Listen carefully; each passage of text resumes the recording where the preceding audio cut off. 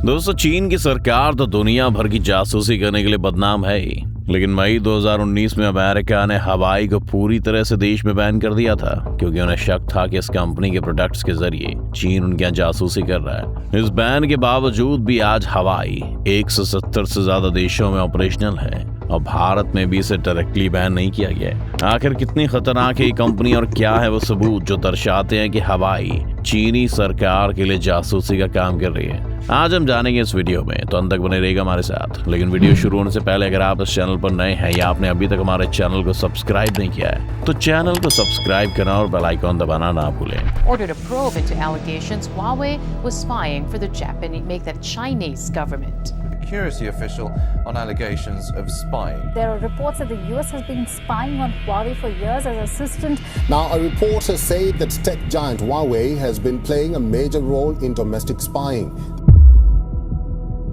दोस्तों, आपको बता दें कि हवाई सिर्फ फोन्स और लैपटॉप से नहीं बनाती है, बल्कि वो सेल फोन टावर्स या फिर बाकी तरह के डेटा ट्रांसमिशन के लिए इक्विपमेंट्स बनाने का भी काम करती है। हवाई के बारे में पहली वार्निंग 2012 में ऑस्ट्रेलिया से आई थी, जब ऑस्ट्रेलियन इंटेलिजेंस के कुछ ऑफिसर्स ने वहां एक बड़े टेलीकॉम प्रोवाइडर के सर्विसेज में एक ब्रीच डिटेक्ट किया था। इन्हें पता चला था कि एक सॉफ्टवेयर अपडेट के दौरान हवाई की तरफ से एक अजीब सा कोड इसमें इंसर्ट किया गया, जिसने सिस्टम के सारे डेटा को कॉपी किया और चीन में कुछ रिमोट सर्वर में ट्रांसफर कर दिया। इंटरेस्टिंग चीज ये थी कि कोड गलती से इंसर्ट नहीं किया गया था, क्योंकि इसमें एक सेल्फ डिस्ट्रक्ट फीचर भी था जो अपना काम करने के बाद खुद ही डिलीट हो गया। यहाँ से दो पॉसिबिलिटीज निकलकर सामने आती हैं, या तो हवाई चीनी सरकार के साथ इन्वॉल्व है और उन्होंने जानबूझकर इस कोड को इंसर्ट किया ताकि डेटा चुराया जा सके, या फिर चीन की सरकार ने किसी तरह हवाई के अंदर अपने सीक्रेट एजेंट्स को एम्प्लॉयज बनाकर रखा हुआ है जो बिना हवाई की जानकारी के सब कर रहे हैं। इससे पहले कि हम हवाई के सिस्टम की बाकी खामियों की तरफ आएं, पहले जान लीजिए कि हवाई फंक्शन कैसे करती है, क्योंकि इसी से साफ हो जाएगा कि वो चीन की सरकार के साथ मिली हुई है। हवाई के फाउंडर रैन ज़ेंगफेई पहले चीन की पीपल्स लिबरेशन आर्मी में हुआ करते थे, पर यह सबूत नहीं है। सबूत यह है कि हवाई एक प्राइवेट कंपनी है, ना कि एक पब्लिक ट्रेडेड कंपनी। कोई भी सक्सेसफुल कंपनी, चाहे वो रिलायंस हो या एप्पल, वो एक पब्लिकली ट्रेडेड कंपनी होती है या बाद में बन जाती है, यानी वो अपने शेयर्स मार्केट में उतार देती है और फिर उन्हें कोई भी खरीद सकता है। ऐसा करने से कंपनी को ऑपरेशंस के लिए पैसा भी मिल जाता है, लेकिन साथ ही कंपनी के शेयर्स जब पब्लिक के पास होते हैं तब जिसके पास ज्यादा शेयर्स हैं वो कंपनी की स्ट्रेटेजी डिसाइड कर सकता है और साथ ही कंपनी को अपने सारे रिकॉर्ड्स पब्लिक में अवेलेबल भी करवाने होते हैं। और इसी वजह से हवाई आज भी एक प्राइवेट कंपनी है। सिर्फ इतना ही नहीं, हवाई के फाउंडर के पास इस वक्त कंपनी के 1.14% शेयर्स ही हैं और बाकी सभी 99.86% शेयर्स एक यूनियन के पास हैं। और चीन में सभी यूनियंस को इनडायरेक्टली चीन की सरकार कंट्रोल करती है, यानी एक प्राइवेट कंपनी का ढोंग करते हुए दरअसल हवाई एक सरकारी कंपनी है जिसमें चीन की सरकार का बड़ा इन्फ्लुएंस है। चीन की सरकार ने 2008 से 2018 के बीच ग्रांट्स एंड टैक्स कट्स के रूप में हवाई को $75 बिलियन भी दिए थे, जो कि किसी भी देश की सरकार कभी नहीं करेगी, लेकिन यह सब खुलेआम चल रहा है। चलिए, क्योंकि यूनियंस को चीनी सरकार इनडायरेक्टली कंट्रोल करती है, इसलिए मान लेते हैं कि हवाई में उनकी सरकार की कोई दखलंदाजी नहीं है। फिर भी हमारे पास कई सबूत हैं जो ये प्रूव करते हैं कि हवाई लोगों की जासूसी कर रही है। 2013 में पूर्व CIA चीफ मिशेल हेडन ने सीधा हवाई पर जासूसी करने के इल्जाम लगाए थे, जिसे हवाई ने इस तरह से डिफेंड कर लिया था कि उस वक्त माइकल मोटोरोला के साथ काम कर रहे थे जो हवाई का कंपटीटर है। इसीलिए उन्होंने पब्लिक में इमेज बनाई कि माइकल मोटोरोला के फायदे के लिए ऐसा कह रहे हैं। 2018 में ही क्या दो नहीं बल्कि अमेरिका के 6 इंटेलिजेंस चीफ्स ने उनकी सेनेट को यह बताया कि हवाई लोगों की जासूसी कर रही है। मजेदार बात तो यह है कि उन्हें जानकारी इसलिए पता चली क्योंकि वो हवाई को हैक करके चीन के इंटेलिजेंस सिस्टम में घुसना चाह रहे थे, लेकिन जब उन्होंने वहां पर हवाई के इक्विपमेंट का सोर्स कोड और कुछ कॉन्फिडेंशियल फाइल्स देखी तो वो दंग रह गए कि खुद हवाई अपने यूजर्स का डेटा चीन की सरकार के साथ शेयर कर रही है। 2019 में माइक्रोसॉफ्ट के सिक्योरिटी ऑफिसर्स ने भी हवाई के एक लैपटॉप में एक अजीब सा कोड देखा।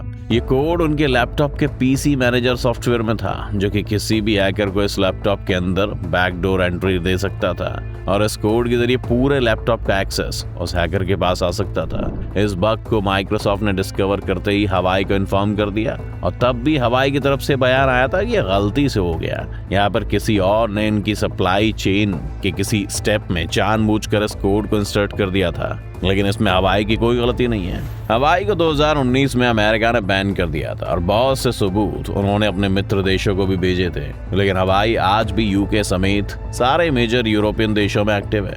अगर अमेरिका से यूरोप चलें तो वहाँ एक देश है पोलैंड, जो नेटो का मेंबर भी है। पोलैंड ने 2021 में 2 हाई प्रोफाइल हवाई एम्प्लॉयज को जासूसी करने के इल्जाम में अरेस्ट किया था। प्योतर दुर्बाइलो और वांग विजिंग नाम के इन दोनों एम्प्लॉय पर पुलिस सरकार के नेटवर्क्स में घुसकर सिक्योरिटी को ब्रीच किया था और सेंसिटिव इंफॉर्मेशन को जुटाने की कोशिश की थी। एक बार फिर हवाई ने खुद को इन इल्जामों से किनारा कर लिया और इन दोनों एम्प्लॉयज को नौकरी से निकाल दिया। हवाई के लिए पोलैंड इसलिए भी जरूरी हो जाता है क्योंकि ये उनके लिए यूरोप का एक मेजर हब है और यहीं से वो पूरे यूरोप में इक्विपमेंट सप्लाई करते हैं और अपने ऑपरेशंस रन करते हैं। चलिए अब 2022 में चलते हैं। दोस्तों, आप तो जानते ही होंगे कि दुनिया भर में इंटरनेट को चलाने के लिए समुद्र के नीचे बहुत सी केबल्स बिछाई गई हैं, जहां से आपका डेटा एक जगह से दूसरी जगह ट्रांसफर किया जाता है। इनमें से एक केबल है सेफ, जिसे साउथ अफ्रीकन फार ईस्ट केबल भी कहते हैं। इस केबल के साथ भारत, मलेशिया और साउथ अफ्रीका समेत कुछ और देश भी जुड़े हुए हैं, यानी इन देशों का सारा इंटरनेट इसी एक केबल से होकर गुजरता है और फिर ये केबल जाकर बाकी इंटरनेट केबल से जुड़ जाती है। अब चाइनीज लोगों ने देखा कि ये केबल मॉरिशस के पास के आइलैंड बाइडू जैकोटेट के पास से होकर निकलती है। चीन ने 2015 में मॉरिशस से कहा कि वो यहाँ पर एक नई ब्रांच केबल बनाना चाहते हैं जो मॉरिशस को सेफ केबल के साथ जोड़ देगी और मॉरिशस का इंटरनेट भी यहाँ से पास होने लगेगा। इस केबल को मैन्युफैक्चर करने का काम भी चीन ने हवाई को दिया और अब 2022 में खबरें आने लगी हैं कि चीन ने यहाँ पर ट्रैकिंग डिवाइसेस लगा दिए हैं और अब सेफ केबल से गुजरने वाले सारे डेटा को वो लोग एक्सेस कर सकते हैं। सोचिए, अगर भारत हवाई को भी बैन कर देता है तब भी भारत का डेटा वो इनडायरेक्टली सेफ केबल से चुरा सकते हैं। हवाई और चीनी सरकार ने इस समय कई और इंटरनेट केबल्स बनाने का भी मिशन शुरू किया है, जिसमें उन्होंने दुनिया भर में कई ऐसी केबल्स बनाई हैं। इनमें से एक केबल जाकर पीस केबल के साथ भी जुड़ती है, जो चीन को अफ्रीका और यूरोप के देशों से कनेक्ट करती है। चीन ने ऑस्ट्रेलिया को भी एक केबल सेटअप करके देने का ऑफर किया था, लेकिन अमेरिका के दबाव में ऑस्ट्रेलिया ने ऑफर ठुकरा दिया। ये सभी चीजें दुनिया के सामने हैं, लेकिन इन सभी मामलों में कभी भी उतने सबूत नहीं मिल पाए कि हवाई को डायरेक्टली जासूसी करने के लिए दोषी ठहराया जा सके, और यही एक बड़ी प्रॉब्लम बना हुआ है। सभी जानते हैं कि हवाई क्या कर रहा है, लेकिन फिर भी वो कोर्ट में उसे प्रूव नहीं कर सकते और इसी वजह से वो उन्हें अपने देश में ऑपरेट करने से डायरेक्टली रोक भी नहीं सकते, क्योंकि इसे कंपनी के खिलाफ की गई इनजस्टिस माना जाएगा। बहुत से देशों ने इनडायरेक्टली हवाई के खिलाफ कदम उठाने शुरू कर दिए हैं, जैसे कि भारत सरकार ने हवाई को इस बार 5G की बिडिंग में पार्टिसिपेट करने से रोक दिया था। साथ ही उन्होंने हवाई के दफ्तर पर रेड भी करी और इन पर यह इल्जाम लगाया कि लोग मनी लॉन्ड्रिंग और टैक्स बचाने के लिए करोड़ों रुपए चीन भेज रहे हैं। अब ये इनडायरेक्ट टैक्टिक्स कितने वक्त तक सफल हो पाएंगे ये तो कोई नहीं जानता, लेकिन ये बात तो साफ है कि हवाई का कुछ तो करना पड़ेगा। और ये बात सिर्फ हवाई की भी नहीं है। हवाई तो सिर्फ एक चीनी कंपनी है जिसके बारे में न्यूज अभी बाहर आनी शुरू हुई है, लेकिन ये एक फैक्ट है कि चीन की लगभग सभी कंपनीज में वहां की सरकार का दखल रहता है। तो क्या हम इस बात को इग्नोर कर दें कि हो सकता है कि कंपनीज भी किसी न किसी रूप में चीन के लिए जासूसी कर रही हो? खुद ही सोचिए, ओप्पो और शाओमी जैसे कितने ब्रांड्स अभी मार्केट में हैं और कई प्रोडक्ट्स तो ऐसे हैं जो इंडियन ब्रांड के लेबल के नीचे बेचे जाते हैं, लेकिन वो बनते चीन में ही है। तो क्या ये भी पॉसिबिलिटी नहीं है कि इनकी मैन्युफैक्चरिंग के वक्त ही वो लोग इनमें बग्स डाल देते हो? क्योंकि जब माइक्रोसॉफ्ट ने हवाई के लैपटॉप में वो बग ढूंढा था तो हवाई ने कहा था कि हो सकता है कि ये बग मैन्युफैक्चरिंग के वक्त उनके किसी सप्लायर कंपनी ने प्लान कर दिया हो। इसी लॉजिक से जाए तो जो इंडियन ब्रांड्स अपनी मैन्युफैक्चरिंग चीन में कर रहे हैं उनके हार्डवेयर को भी तो किसी इस तरह से कॉम्प्रोमाइज किया जा सकता है। आपको क्या लगता है, क्या चीन इन ब्रांड्स के जरिए हमारी जासूसी कर रहा है, या आपको लगता है कि ये सब बस एक अफवाह है? अपनी राय में कमेंट्स में जरूर लिखें दोस्तों।